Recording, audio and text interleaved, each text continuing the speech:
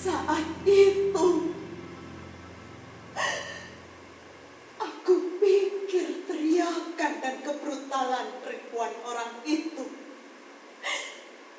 cukup kami lihat di TV saja.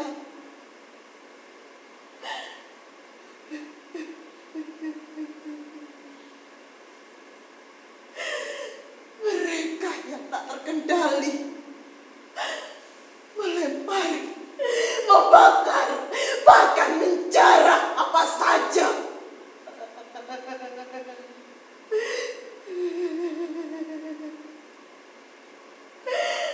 Aku melihat raut muka iblis pada wajah mereka, seolah yang mereka lakukan itu wajar dan benar.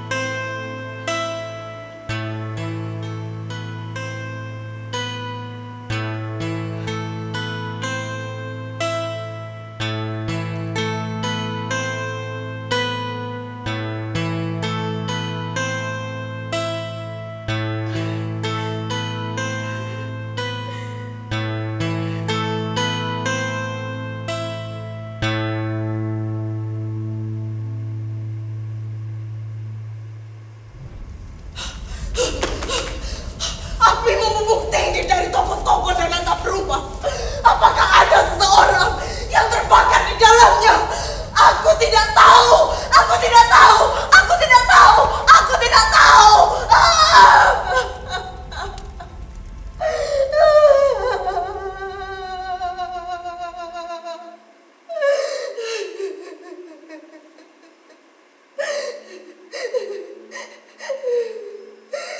Aku ketakutan. Aku langsung duduk dalam impitan papa dan mama. Iya, tepat pada saat itu mereka memeluk tubuhku dengan erat. Cici, saya, teriakan mama. Semua akan baik-baik saja. Tenang sayang, tenang, tenang Cici. Licida Cici, Licida, Licida sayang.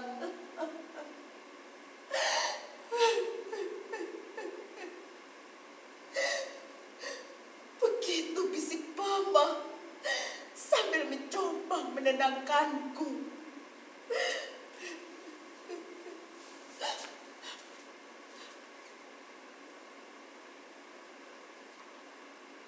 Aku pikir juga begitu. Apa yang kulihat di TV yang berjarak ratusan kilometer dari rumahku.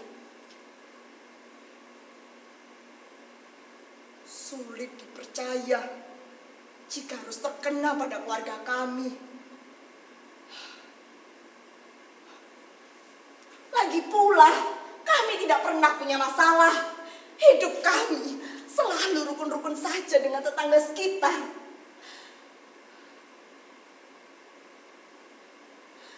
Selalu begitu cara kami menenangkan diri.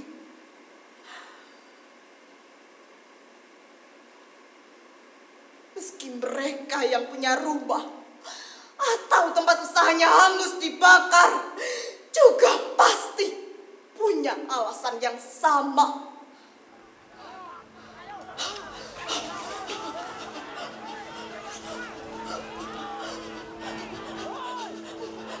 Tolong! Tolong!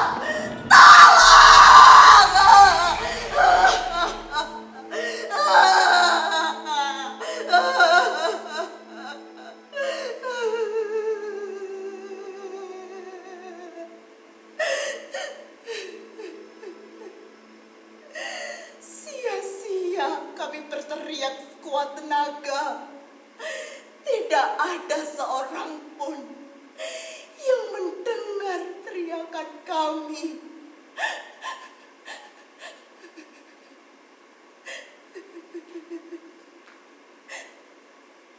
Kemudian Papa lari menuju pintu.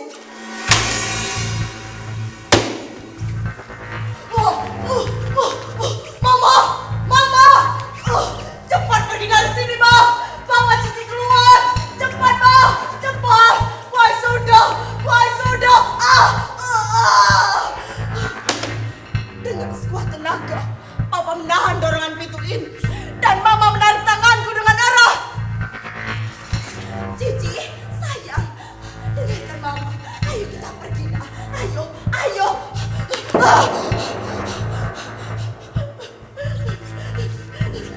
Jangan takut, sayang. Jangan takut. Tidak, tidak.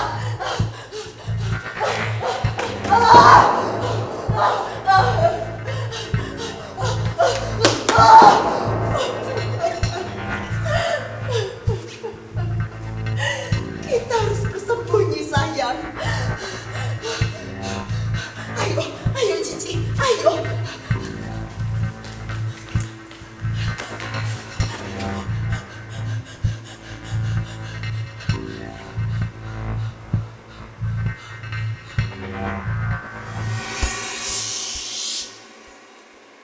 Tenang, tenang Cici, tenang.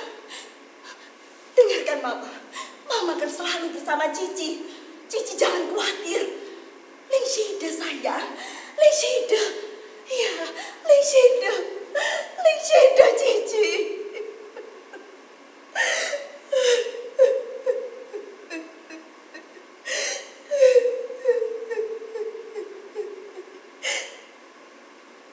Rasa takut terlihat jelas pada raut muka Mama saat itu.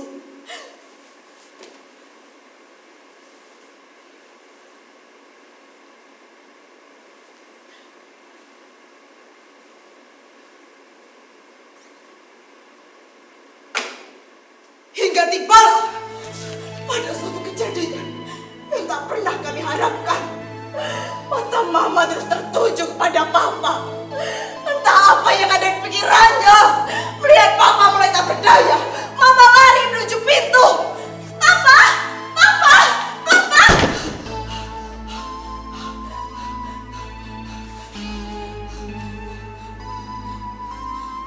Belum sempat Mama sampai di depan pintu, mereka berhasil mendobrak pintu.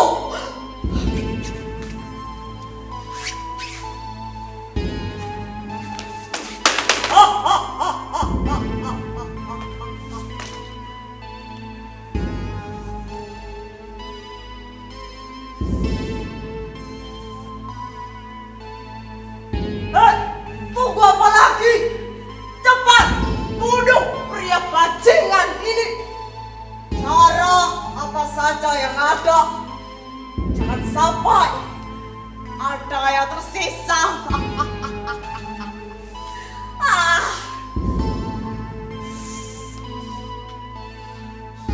Ayo, cepat, cepat.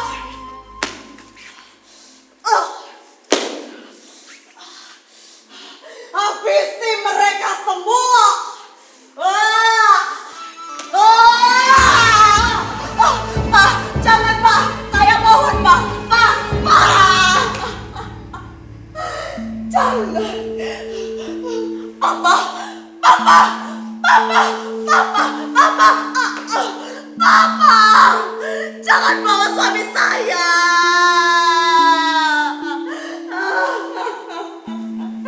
Jangan, Pak.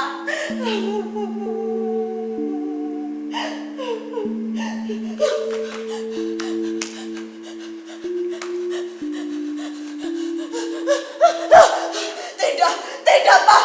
Pak, tidak, tidak.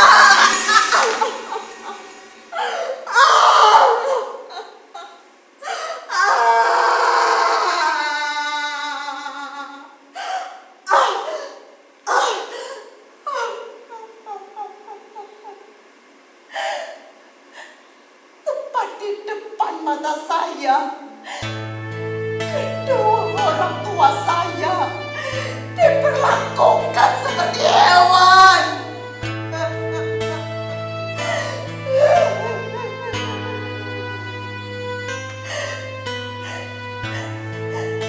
Mereka disiksa, dipukul, hingga diseret keluar rumah.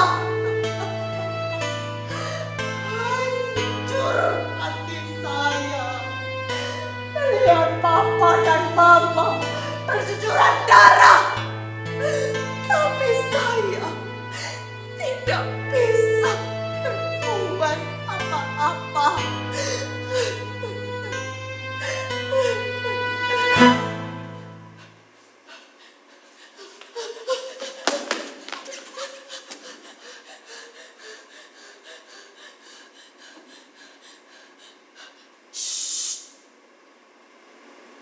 Saya tetap dalam tempat persembunyian. Saya mencoba menutup mulut saya agar mereka tidak mendengar suara saya.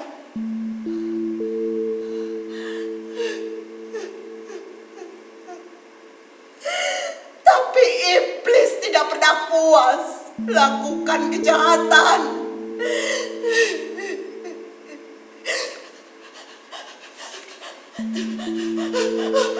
Semua mata iblis itu tertuju pada saya. Tidak, tidak, tidak. Jangan, Pak. Pak, saya mohon, Pak. Saya tidak bersalah, Pak. Pak, saya mohon, Pak. Jangan, jangan, jangan. Lepas, Pak.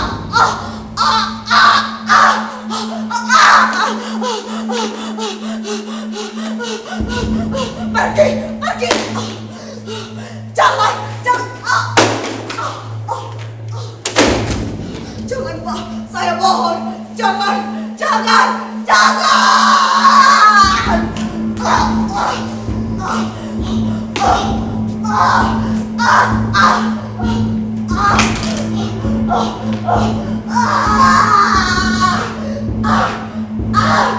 Sakit sudah. Jangan, Pak. Pak, jangan.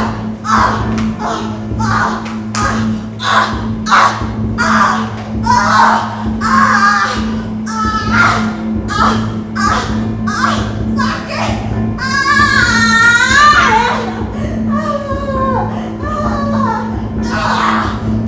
Jangan, Pak. Pak,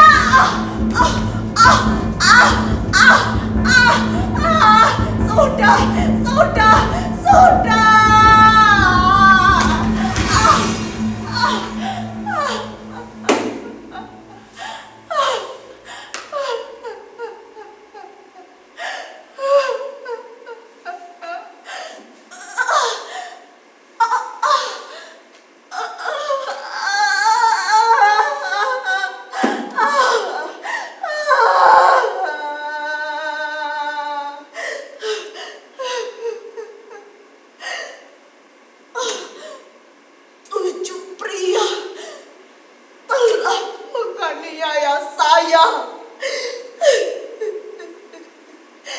Mereka memukul, menampar, bahkan memperkosa saya.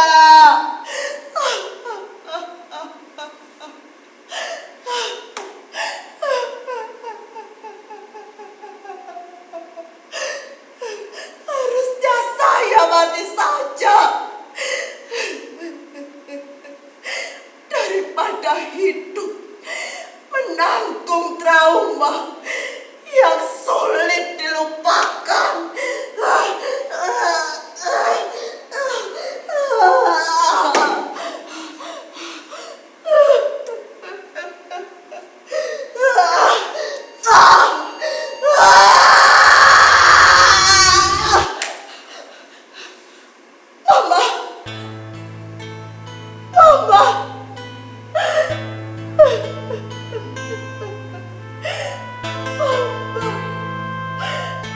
Mama datang dan memeluk saya. Wajahnya penuh darah, bajunya robek. Tapi Papa entah kemana rimanya.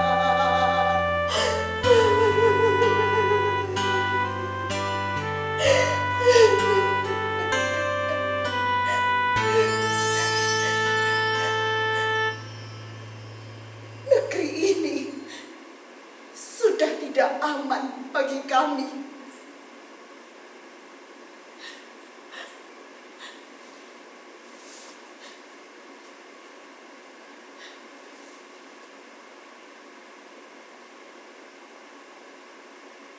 Sejak itulah saya memutuskan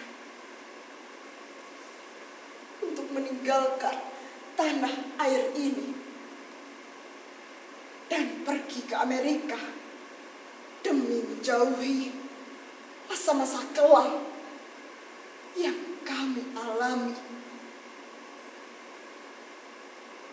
Saya tahu waktu boleh saja berganti, tapi kenangan buruk yang kami alami tak mampu sepenuhnya terusir dari ingatan kami.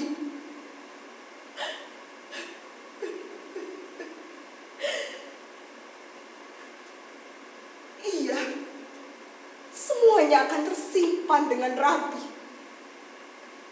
Para hewan buas itu dan seluruh mata yang mengerikan itu akan terus menjadi mimpi buruk dalam hidup saya.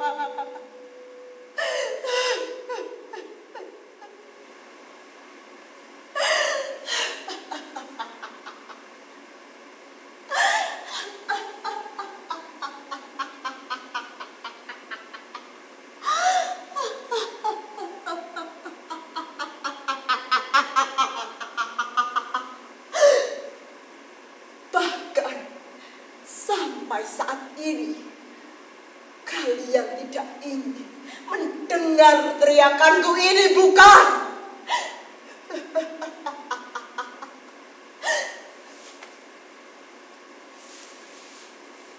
Tidak masalah. Aku bukanlah Feng Ying 26 tahun silam yang meminta perlindungan kepada mama dan papa di ruang keluarga. Perempuan yang tak punya nyali untuk melawan. Perempuan yang dengan terpaksa memberikan tubuhnya pada 7 laki-laki biadab dan hampir bunuh diri.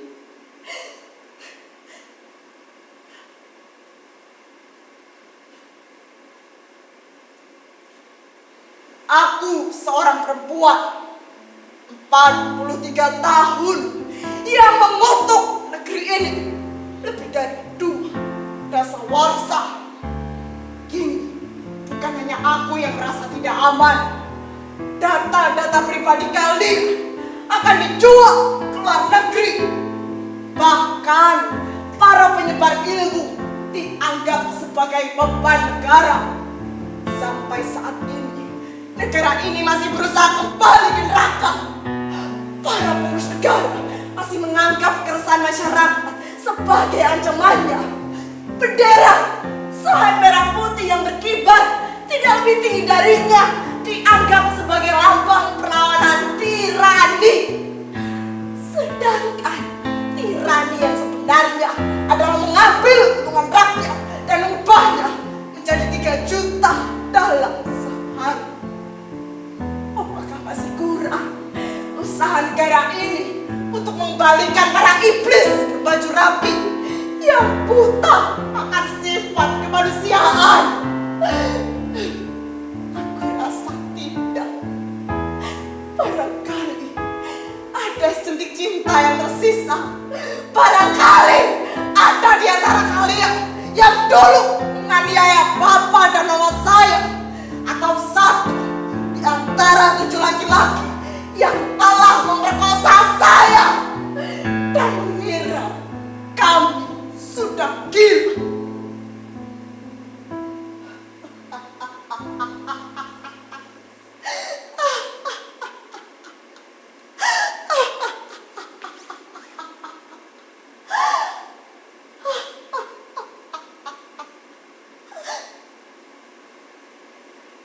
Hari ini Feng Ying kembali. Titip salam buat ibu dan anak